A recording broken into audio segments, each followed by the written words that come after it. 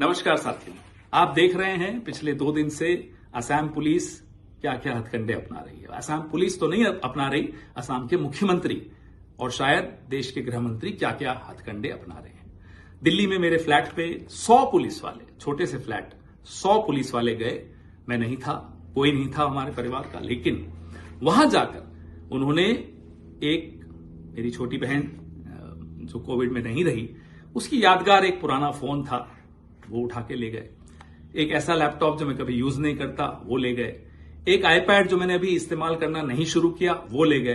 कहते हैं कि पेन ड्राइव 2 ले गए। अब हमें नहीं मालूम वो लेकर आए थे या लेकर गए, मुझे नहीं मालूम। कौन लाया, कौन ले गया, मुझे नहीं मालूम। खैर छोड़िए। अब मैं जहां भी जाता हूं या उनको लगता है मैं गया हुआ हूं, वहां ये पुलिस भेज रहे हैं। क्यों भेज रहे हैं? सवाल ही तो उठाए हैं कांग्रेस पार्टी ने।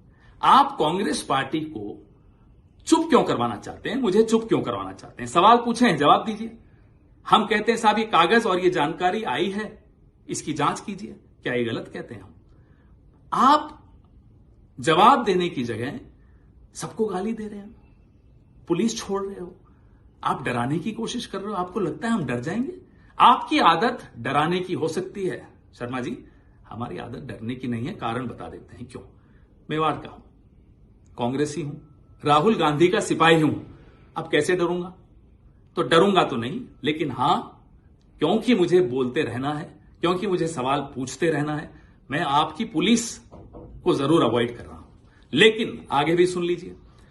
जो कागज हमारे पास आए और जो लोगों ने वेबसाइट्स के नाम बताए, सरकारी वेबसाइट्स थी अलग अलग देशों की, कि इस पे जाइए, ये जानकारी है, तो वो हमने आप सबके साथ साझा किया। हम तो यही उम्मीद करते हैं साहब आप जांच बैठाएंगे, लेकिन नहीं, आप तो पुलिस छोड़ देंगे। छोड़िए, हमारी पार्टी के अध्यक्ष जिनका राजनीतिक अनुभव आपकी उम्र से ज्यादा है, आपने कल उनके लिए जो अपशब्द इस्तेमाल किए, क्या आसाम की जनता उसको स्वीकार करेगी? इतनी पुरानी, इतनी खूबसूरत सभ्यता, उसमें इस तरह की बदजुबानी बुजुर्गों के लिए तो बिल्कुल शुमार नहीं है, किसी को बिल्कुल पसंद नहीं आई। खैर आप जानिए, आप क्यों इतने गुस्से में, हमें नहीं मालूम। अब कुछ और जानकारियां आई हैं, वेबसाइट्स हैं।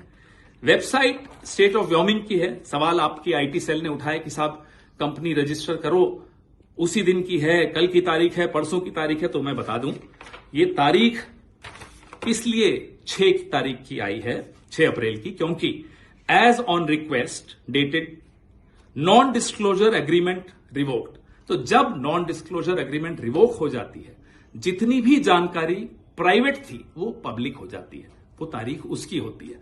फाइलिंग और इनकॉर्पोरेशन में फर्क होता है। ये फाइलिंग की डेट्स आप दिखा रहे हो, मैं इनकॉर्पोरेशन की बात सवाल पूछ रहा हूं। सवाल पूछ रहा हूं कि ये जब नॉन डिस्क्लोजर एग्रीमेंट रिवोक हो गई तो जानकारी आई, कंपनी का नाम भूयान प्रॉपर्टीज एलएलसी, एड्रेस वही जो व्योमिंग का बार बार आ रहा है। Additional article, manager authorised member Riniki Bhuyan Sharma. ये अब नॉन डिस्क्लोजर के बाद की जानकारी डिस्प्ले होनी शुरू हो गई। Identification nationality Antigua and Barbuda, date of birth 31 जुलाई 1973, remarks citizenship by investment, other nationality yes bracket multiple. ये उनकी वेबसाइट पे लिखा है। हमें लोगों ने कहा उस वेबसाइट पे जाइए, दिख जाएगा। दिखा, हम आपको दिखा रहे हैं और सवाल भी साथ में पूछ रहे हैं और जांच की मांग भी साथ में कर रहे हैं। अब एड्रेस ऑफ रेनिकी भूया शर्मा, इसी वेबसाइट पे क्या लिखा है साहब?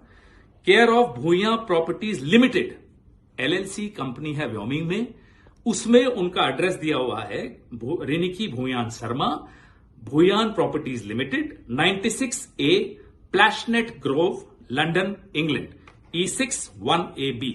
अदर एड्रेसेस, और भी एड्रेसेस लिखे हुए। 1 address number 1, 12 festival city, Dubai, UAE। Second address, Sena Kalyan भवन, 195 मोती झील, ढाका, बांग्लादेश। ये सब व्योमिंग की, स्टेट ऑफ व्योमिंग की वेबसाइट पे, जो नॉन डिस्क्लोजर एग्रीमेंट जब रिवोक हो गई उसके बाद आया। फिर ये रेनिकी जी के बारे में